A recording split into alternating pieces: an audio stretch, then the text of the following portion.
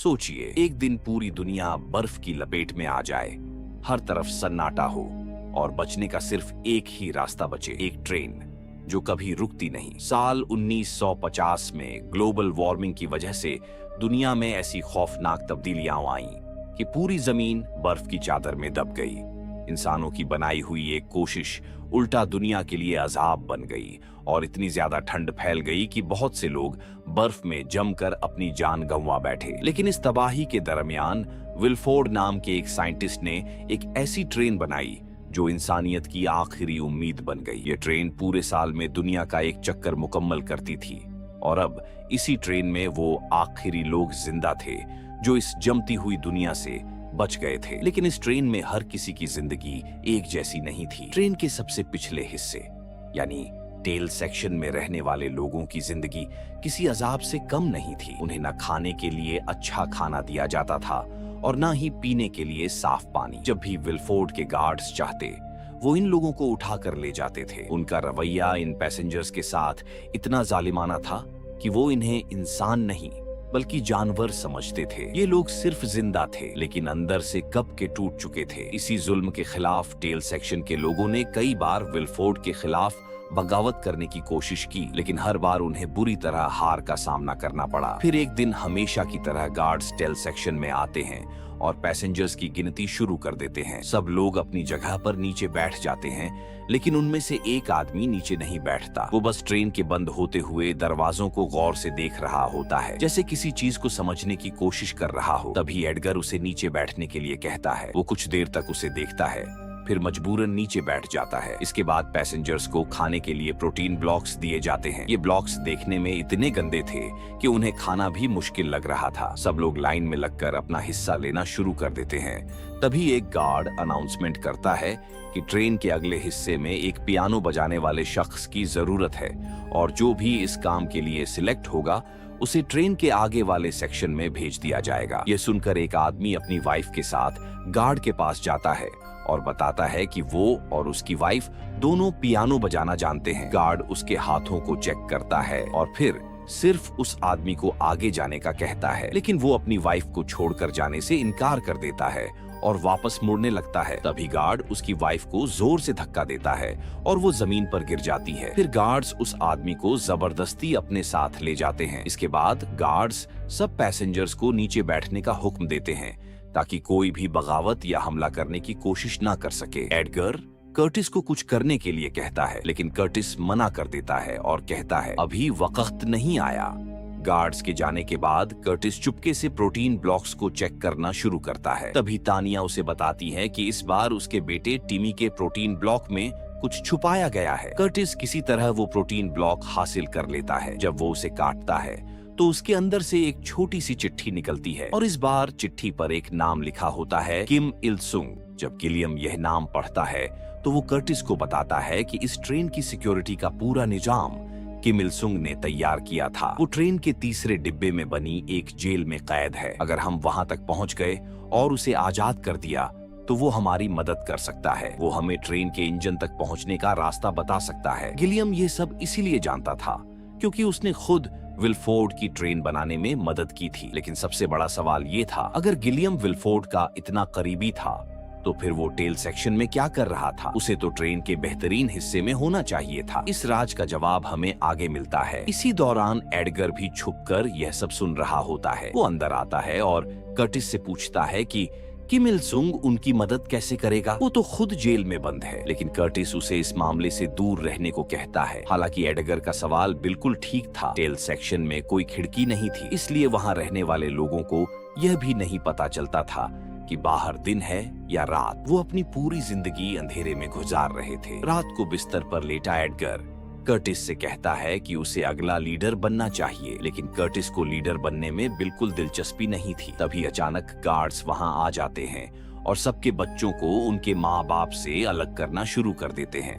वो कहते हैं कि बच्चों का मेडिकल चेकअप किया जाएगा। एंड्रू अपने बच्चे को बचाने की कोशिश करता है, लेकिन गार्ड्स उसके बच्चे को भी ले जाते हैं। फिर क्लॉड नाम की एक औरत बच्चों की हाइट चेक करना शुरू करती है। जब वो तानिया के पास पहुंचती है तो तानिया अपने पीछे छुपे टिमी को बचाने की कोशिश करती है, लेकिन क्लॉड उसे भी पकड़ लेती है। तानिया विरोध करती है, लेकिन गार्ड्स उसे बुरी तरह मारते हैं। कर्टिस और एडगर सब कुछ देख रहे थे, लेकिन मजबूर होने की वजह से कुछ नहीं कर सकते थे। क्लॉड तानिया और एंड्रू के बेटे को सिलेक्ट कर लेती है और उन्हें ले जाने लगती है। तभी गुस्से में एंड्रू अपना जूता उतारता है और पूरी ताकत से क्लॉड के सर पर मार देता है, लेकिन अगले ही पल जो होता है वो कोई सोच भी नहीं सकता था। गार्ड्स एंड्रू को पकड़ लेते हैं, उसके हाथ पर एक लिक्विड डाला जाता है और उसका हाथ ट्रेन के बाहर निकाल दिया जाता है। साथ ही उसके गले में एक घड़ी भी डाल दी जाती है। फिर मेसन नाम की एक औरत सबके सामने स्पीच देती है और कहती है, जो भी विलफोर्ड के खिलाफ खड़ा होने की कोशिश करेगा उसका अंजाम इसी तरह होगा। वो टेल सेक्शन के लोगों से कहती है कि तुम लोग सिर्फ इस ट्रेन के कीड़े हो और तुम्हारी जगह हमारे जूतों के नीचे है, इसलिए दोबारा कुछ करने से पहले सोच लेना। फिर एंड्रू का हाथ ट्रेन के बाहर से निकाला जाता है। बाहर की जमा देने वाली ठंड की वजह से उसका हाथ पूरी तरह बर्फ बन चुका होता है। एक गार्ड हथौड़े से उस पर वार करता है और एंड्रू का हाथ टूटकर टुकड़ों में बिखर जाता है। गिलियम आगे आता है और अपनी शॉल एंड्रू के ऊपर डाल देता है। फिर वो मेसन से कहता है, विलफोर्ड से कहना मैं उससे मिलना चाहता हूँ। लेकिन मेसन जवाब देती है कि विलफोर्ड इंजन छोड़कर यहाँ नहीं आ सकता। इसके बाद कर्टिस और टेल सेक्शन के लोग कई सारे ड्रम्स जमा करते हैं और उन्हें जोड़कर एक बड़ा पाइप बना देते हैं। अब साफ था, टेल सेक्शन के लोग सिर्फ जुल्म सहने के लिए तैयार नहीं थे, इस बार वो कुछ बड़ा करने वाले थे। कर्टिस एक आदमी से एक पैकेट कोरोनोल लेता है और बदले में उसे प्रोटीन ब्लॉक दे देता है। फिर वो गिलियम को बताता है कि गार्ड्स के पास गन्स जरूर हैं, लेकिन उनकी मैगजीन्स खाली हैं, उनमें एक भी गोली नहीं है। पिछली बगावत के वक्त उनकी सारी बुलेट्स खत्म हो चुकी थीं। गिलियम यह सुनकर कर्टिस से कहता है, अगर तुम्हारी बात गलत निकली तो यह बगावत शुरू होने से पहले ही खत्म हो जाएगी। इसी दौरान एक पेंटर एंड्रू और तानिया के बच्चों की तस्वीर बनाता है और उन्हें दे देता है। तानिया किसी भी हाल में अपने बेटे टिमी को वापस लाना चाहती थी, इसलिए वो कर्टिस के साथ इस मिशन में शामिल होने के लिए तैयार हो जाती है। फिर हमेशा की तरह गार्ड्स टेल सेक्शन में आते हैं और पैसेंजर्स की गिनती शुरू कर देते हैं। ट्रेन के दरवाजे धीरे धीरे खुलने लगते हैं। एडगर बस कर्टिस के इशारे का इंतजार कर रहा होता है। जैसे ही वक्त आता है, कर्टिस गार्ड की तरफ बढ़ता है। वो गार्ड की गन अपने सर पर रख देता है और ट्रिगर दबा देता है, लेकिन गोली चलती ही नहीं। यह देखकर एडगर फौरन सबको बता देता है कि गार्ड्स की गन्स खाली हैं। ये सुनते ही टेल सेक्शन के पैसेंजर्स गार्ड्स पर टूट पड़ते हैं। वो ड्रम्स से बनाए गए पाइप को गेट के अंदर फंसा देते हैं और आगे बढ़ने का रास्ता बना लेते हैं, लेकिन सामने एक गार्ड उनका रास्ता रोक लेता है। तभी गिलियम का राइट हैंड ग्रे आगे बढ़ता है और एक चाकू निकालकर सीधा गार्ड के सीने में मार देता है। गार्ड वहीं गिर जाता है। अब कर्टिस और उसकी टीम पहले दरवाजे को पार करते हुए ट्रेन के अगले हिस्से की तरफ बढ़ना शुरू कर देते हैं। आखिरकार वो जेल सेक्शन तक पहुंच जाते हैं। एडगर गार्ड से चाबियां लेता है और किम को उसके केबिन से बाहर निकालता है, लेकिन किम को होश में लाना आसान नहीं था। कर्टिस उसकी नाक के पास कोरोनोल रखता है, क्योंकि किम को नशा करने की आदत थी। कोरोनोल की स्मेल से किम को होश आ जाता है। कर्टिस उसके सामने एक डील रखता है, अगर किम ट्रेन के दरवाजे खोलने में उनकी मदद करेगा तो हर दरवाजा खोलने के बदले उसे 2 कोरोनोल दिए जाएंगे। किम अपनी जेब से एक सिगरेट निकालता है और उसे जलाने लगता है। तभी जैक उसके हाथ से माचिस छीनकर भाग जाता है। किम गुस्से में सिगरेट नीचे फेंक देता है और अगले ही पल सब लोग उस सिगरेट को हासिल करने के लिए एक दूसरे से लड़ने लगते हैं। इसी अफरा तफरी में किम एडगर से चाबियां छीन लेता है और एक और केबिन खोल देता है और अंदर से एक लड़की बाहर आती है। ये किम की बेटी योना थी। किम कर्टिस से कहता है, अगर तुम मुझे 4 कोरोनोल दोगे तभी मैं तुम्हारी मदद करूंगा। कर्टिस मजबूरन उसकी बात मान लेता है। किम दरवाजे खोलना शुरू करता है, लेकिन तभी योना अचानक दरवाजे की तरफ देखती है और कहती है, रुको, दरवाजा मत खोलो। वो बताती है कि कोई उनकी तरफ भागता हुआ आ रहा है, लेकिन देर हो चुकी होती है।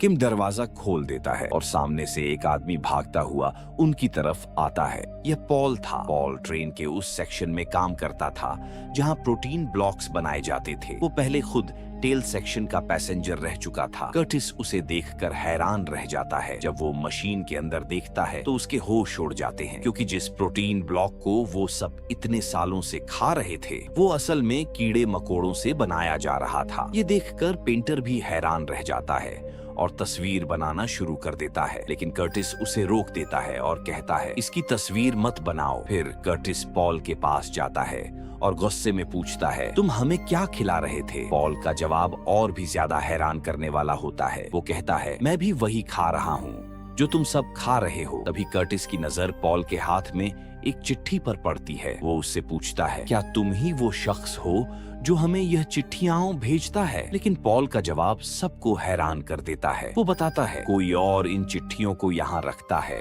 और मैं बस उन्हें प्रोटीन ब्लॉक्स के अंदर डाल देता हूँ। इस बार चिट्ठी पर सिर्फ एक लफ्ज लिखा था, वाटर। गिलियम बताता है कि अगला सेक्शन वाटर सेक्शन है। अगर वो उस पर कब्जा कर लें तो शायद उन्हें आगे जाने की जरूरत ही ना पड़े और विलफोर्ड को मजबूरन उनकी बात सुननी पड़ेगी। फिर वो किम को अगला दरवाजा खोलने के लिए कोरोनोल देता है। किम को अगला सेक्शन खोलने के लिए कोरोनोल दिए जाते हैं। इसी वक्त कर्टिस योना से पूछता है क्या तुम्हारे पास कोई सिक्स्थ सेंस है? क्या तुम बता सकती हो कि इस गेट के दूसरी तरफ क्या है? योना कुछ देर तक दरवाजे को गौर से देखती है, फिर अचानक कहती है रुक जाओ, दरवाजा मत खोलो। लेकिन बदकिस्मती से किम उसकी बात सुनने से पहले ही दरवाजा खोल देता है और जैसे ही दरवाजा खुलता है सामने बहुत सारे गार्ड्स हथियारों के साथ उनका इंतजार कर रहे होते हैं। अब पीछे हटने का कोई रास्ता नहीं था। कर्टिस और उसकी टीम फौरन आगे बढ़ती है और दोनों तरफ से जबरदस्त लड़ाई शुरू हो जाती है। इस खूनी जंग में बहुत सारे गार्ड्स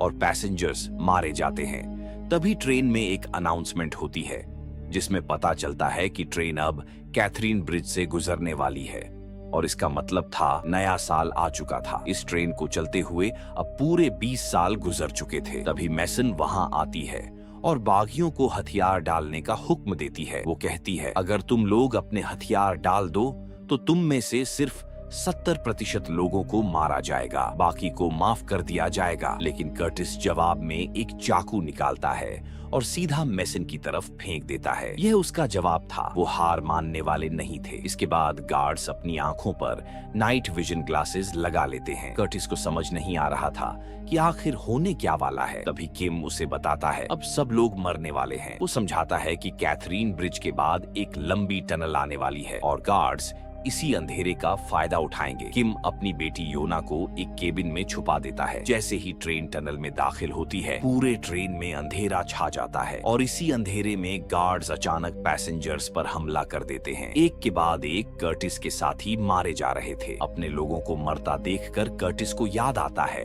कि जैक किम से माचिस लेकर भाग गया था। वो फौरन अपने पीछे रह गए लोगों को आग आगे भेजने का हुक्म देता है। जब यह खबर टेल सेक्शन तक पहुंचती है तो जैक से माचिस लेकर लोग आग की मशालें बनाते हैं और उन्हें एक के बाद एक आगे भेजना शुरू कर देते हैं। कुछ ही देर में वो आग कर्टिस तक पहुंच जाती है और एक बार फिर जंग का रुख बदल जाता है। अब अंधेरे में लड़ने वाले गार्ड्स नहीं बल्कि कर्टिस के लोग मजबूत पोजीशन में थे। वो गार्ड्स पर हावी हो जाते हैं। कर्टिस मैसन को जख्मी कर देता है। गार्ड्स मैसन को वहां से ले जाने लगते हैं, लेकिन कर्टिस ये मौका खोना नहीं चाहता था। वो उनके पीछे भागता है। इसी वक्त एक गार्ड एडगर पर चाकू तान देता है, लेकिन कर्टिस किसी की परवाह किए बगैर मैसन तक पहुंच जाता है। वो मैसन को पकड़ लेता है और उसकी गर्दन पर चाकू रख देता है। मैसन फौरन सब गार्ड्स को रुकने का हुक्म देती है। मजबूरन गार्ड्स को अपने हथियार डालने पड़ते हैं, लेकिन तब तक बहुत देर हो चुकी थी। एडगर को वो गार्ड मार चुका था। कर्टिस और उसके लोग बाकी गार्ड्स को कैद कर लेते हैं। तभी एक गार्ड पीछे से कर्टिस पर हमला करने की कोशिश करता है, लेकिन योना फौरन एक रॉड उसके सामने खड़ी कर देती है। रॉड सीधा गार्ड के पेट के पार निकल जाती है और वो वहीं मर जाता है। इसके बाद गिलियम सब लोगों को नहाने का कहता है। कर्टिस मैसन से पूछता है अगर हम वाटर सेक्शन का पानी बंद कर दें तो क्या विलफोर्ड हमारी बात नहीं मानेगा? लेकिन मैसन बताती है कि पानी बंद करने से उनके अपने साथी मर जाएंगे, क्योंकि असल पानी की सप्लाई ट्रेन के फ्रंट सेक्शन में है। टेल साइड में नहीं। कर्टिस सोचता है कि अगर विलफोर्ड को पता चलेगा तो वो जरूर यहाँ आएगा, लेकिन मैसन का जवाब उसे हैरान कर देता है। वो कहती है विलफोर्ड किसी के लिए यहाँ नहीं आएगा। कर्टिस फैसला करता है कि अब मैसन को खत्म कर देना चाहिए, लेकिन मैसन एक डील ऑफर करती है। वो कहती है मैं तुम्हें विलफोर्ड तक ले जा सकती हूँ अगर तुम मुझे जिंदा छोड़ दो। रात को कर्टिस गिलियम से कहता है कि वो अब रुकना नहीं चाहता। वो इंजन सेक्शन तक जाना चाहता है और विलफोर्ड को मारना चाहता है। उसके बाद गिलियम उनका नया लीडर बन सकता है, लेकिन गिलियम उसे समझाता है तुम पहले बाघ ही हो जो वाटर सेक्शन तक पहुंचा है, असल लीडर तुम हो कर्टिस। ये सब तुम्हारा प्लान था, लेकिन बहुत से लोग मर चुके थे। जो बचे थे वो थके हुए और जख्मी थे, इसलिए कर्टिस फैसला करता है कि वो आगे जाएगा और गिलियम और बाकी लोग यहीं रुकेंगे। अगली सुबह कर्टिस, मैसन, तानिया और एंड्रू आगे जाने का फैसला करते हैं। सब लोग ग्रे को भी कर्टिस के साथ भेजने का फैसला करते हैं। एंड्रू मैसन के सर पर गन रख देता है और पेंटर उन सब की एक तस्वीर बनाता है। फिर वो धीरे धीरे ट्रेन के दरवाजे खोलते हुए आगे बढ़ना शुरू कर देते हैं, लेकिन उन्हें बिल्कुल अंदाजा नहीं था कि आगे उनका इंतजार मौत कर रही थी। वो कई ट्रेन सेक्शन से गुजरते हैं। कहीं आर्टिफिशियल फ्रूट्स थे तो कहीं ट्रेन का ऐसा हिस्सा था जहाँ जिंदगी बिल्कुल अलग नजर आ रही थी। रास्ते में वो एक बार सेक्शन में पहुँचते हैं जहाँ खाना मिल रहा होता है। मैसन जब खाना लगाती है तो कर्टिस उसे प्रोटीन ब्लॉक देता है और उसे खाना खिलाता है। मैसन को वो खाना पसंद नहीं था, लेकिन मजबूरी इंसान से कुछ भी करवा देती है और उसे वो खाना खाना पड़ता है। आखिरकार वो उस सेक्शन में पहुंच जाते हैं जिसका एंड्रू और तानिया को बहुत इंतजार था। यहाँ एक टीचर बच्चों को पढ़ा रही होती है। एंड्रू और तानिया बच्चों को अपने बेटों की तस्वीर दिखाते हैं, लेकिन किसी को उनके बारे में कुछ पता नहीं होता। तभी एक बच्चा तस्वीर देखकर बताता है एक दिन मैंने उन दोनों को गार्ड्स के साथ आगे जाते हुए देखा था, लेकिन उसके बाद क्या हुआ मुझे नहीं पता। इसी वक्त वो ट्रेन के बाहर कुछ इंसानों को देखते हैं। टीचर बताती है कि 4 साल पहले कुछ लोग ट्रेन से बाहर निकलकर भाग गए थे, लेकिन कुछ दूर जाते ही ठंड की वजह से जम गए, क्योंकि ट्रेन के बाहर सिर्फ मौत है। नए साल की खुशी में एक सर्वेंट सब बच्चों को अंडे देता है और एक अंडा कर्टिस को भी मिलता है। जब सर्वेंट वापस जाने लगता है तो कर्टिस अंडे के अंदर एक छोटी सी चिट्ठी देखता है। वो उसे खोलता है। उस पर लिखा होता है ब्लड। लेकिन इससे पहले कि वो कुछ समझ पाता, टीचर अंडों की टोकरी से एक गन निकाल लेती है और उन पर हमला कर देती है। एंड्रू के सर में गोली लगती है और वो वहीं मर जाता है। कर्टिस फौरन ग्रे को इशारा करता है। ग्रे टीचर पर चाकू से हमला कर देता है। चाकू सीधा उसकी गर्दन में लगता है और टीचर मर जाती है, लेकिन असल हमला अभी बाकी था। सर्वेंट्स वाटर सेक्शन तक पहुंच चुके थे। वो अंडों के अंदर छुपाई हुई गन्स निकालते हैं और अपने साथियों पर हमला कर देते हैं। वो बाकी गार्ड्स को भी आजाद कर देते हैं और कर्टिस के ज्यादातर साथियों को मार देते हैं। मैसन भी गन लेकर कर्टिस को मारने की कोशिश करती है, लेकिन कर्टिस वक्त पर उससे गन छीन लेता है। फिर कर्टिस स्क्रीन पर गिलियम को देखता है जिसे विलफोर्ड के गार्ड्स मार चुके थे। यह देखकर कर्टिस अंदर से टूट जाता है। कुछ देर के लिए वो अपना होश खो देता है, लेकिन तानिया उसे संभालती है। वो कहती है अब तुम ही इनके लीडर हो, अब तुम्हें ही सबको आगे लेकर जाना होगा। कर्टिस के अंदर अब बदले की आग जल उठती है। वो गन लोड करता है और मैसन का काम तमाम कर देता है। कर्टिस और उसके बाकी साथी आगे बढ़ते हैं, लेकिन उन्हें पता नहीं था कि एक गार्ड अभी भी उनका पीछा कर रहा है। उसका सिर्फ एक ही मकसद था, कर्टिस को मारना। ट्रेन के ट्रैक्स पर एक मोड़ आता है। दोनों एक दूसरे को देखते हैं और बिना सोचे समझे एक दूसरे पर गोलियां चलाना शुरू कर देते हैं, लेकिन किस्मत से दोनों में से कोई भी जख्मी नहीं होता। गार्ड उनका पीछा करते हुए बाथरूम सेक्शन तक पहुंच जाता है। तभी अचानक ग्रे पीछे से उस पर हमला कर देता है। कर्टिस फौरन गन उठाता है और गार्ड पर पॉइंट करता है, लेकिन ट्रिगर दबाने के बावजूद गोली नहीं चलती। इसी मौके का फायदा उठाते हुए गार्ड ग्रे का सर जोर से दीवार पर मारता है और ग्रे जमीन पर गिरकर बेहोश हो जाता है। तानिया गार्ड को मारने के लिए आगे बढ़ती है, लेकिन गार्ड उस पर गोली चला देता है। तानिया जख्मी होकर नीचे गिर जाती है। अब कर्टिस और गार्ड के दरमियान जबरदस्त हाथापाई शुरू हो जाती है। दोनों एक दूसरे को खत्म करने की पूरी कोशिश करते हैं, लेकिन आखिर में गार्ड कर्टिस पर भारी पड़ता है और कर्टिस बेहोश हो जाता है। गार्ड एक चाकू निकालता है और कर्टिस के सीने में वार करने लगता है, लेकिन इसी वक्त ग्रे होश में आता है और अपना हाथ आगे करके उस चाकू को रोकने की कोशिश करता है, लेकिन गार्ड चाकू सीधा ग्रे के सीने में घुसा देता है और ग्रे वहीं दम तोड़ देता है। इसके बाद गार्ड किम को ढूंढना शुरू करता है। किम एक केबिन के अंदर छुपा हुआ था। वो एक रॉड की मदद से गार्ड का गला दबाने की कोशिश करता है। इसी दौरान कर्टिस को होश आ जाता है। वो जमीन से उठता है और मौका देखकर चाकू उठाता है। फिर वो गार्ड के पेट में चाकू घुसा देता है और आखिरकार गार्ड मर जाता है। कर्टिस फौरन तानिया के पास जाता है। तानिया बुरी तरह जख्मी थी। वो कर्टिस को देखती है और सिर्फ इतना कहती है, मेरे बेटे टिमी को ढूंढ लेना, और फिर वहीं उसकी मौत हो जाती है। अब कर्टिस और उसके बाकी साथी ट्रेन के तमाम सेक्शंस पार करते हुए उस जगह पहुंचते हैं जिसका कर्टिस को बहुत अरसे से इंतजार था, इंजन सेक्शन। किम कर्टिस से कोरोनोल मांगता है। कर्टिस अपने पास मौजूद सारे कोरोनोल निकालकर उसे दे देता है। फिर किम दरवाजा खोलने के लिए आगे बढ़ता है। कर्टिस बेचैनी में अपने हाथ से गेट पर मारना शुरू कर देता है, लेकिन किम उसे रोक देता है। वो कर्टिस को एक जोर का मुक्का मारता है ताकि वो शांत हो जाए। कर्टिस हैरानी से पूछता है, तुम दरवाजा खोलने वाले हो ना? किम जवाब देता है, हाँ, लेकिन यह वाला नहीं। मैं वो दरवाजा खोलूंगा जो हमें ट्रेन से बाहर ले जाएगा। कर्टिस उसकी बात समझ नहीं पाता। वो कहता है, ट्रेन से बाहर निकले तो हम सब जमकर मर जाएंगे। लेकिन किम बताता है कि अब दुनिया बदल चुकी है। वो बताता है कि उसने देखा है बर्फ पिघल रही है। उसने ट्रेन के बाहर एक प्लेन देखा था जो बर्फ में दबा हुआ था, लेकिन अब उस प्लेन से बहुत सी बर्फ हट चुकी है। इसका मतलब था इंसान दोबारा बाहर जिंदगी गुजार सकते हैं। कर्टिस अब भी यकीन नहीं कर पा रहा था। किम अपनी आखिरी सिगरेट निकालता है और कर्टिस को दे देता है। वो कहता है, तुम दुनिया के आखिरी इंसान हो जो इस आखिरी सिगरेट को पी रहे हो। फिर किम कोरोनोल जमा करता है और उसे ट्रेन के दरवाजे पर लगाता है। वो बताता है, कोरोनोल असल में इंडस्ट्रियल वेस्ट है और यह बम की तरह फट सकता है। लेकिन इससे पहले कि वो दरवाजा खोल पाता, अचानक दरवाजा खुलता है और क्लॉड किम पर गोली चला देती है। फिर वो कोरोनोल को दरवाजे से हटा देती है। क्लॉड कर्टिस से कहती है, विलफोर्ड तुम्हें बुलाना चाहता है। योना नशे की वजह से बेहोश सी होती है। कर्टिस अकेला इंजन रूम में दाखिल होता है और वहाँ विलफोर्ड उसका इंतजार कर रहा होता है। विलफोर्ड कर्टिस का वेलकम करता है और कहता है, तुम पहले इंसान हो जो यहाँ तक पहुँच सका। फिर विलफोर्ड उसे समझाता है कि इस ट्रेन में हर इंसान की एक जगह मुकर्रर है और आबादी को कंट्रोल में रखने के लिए कभी कभी जंग करवाना जरूरी होता है। कर्टिस यह सुनकर हैरान होता है।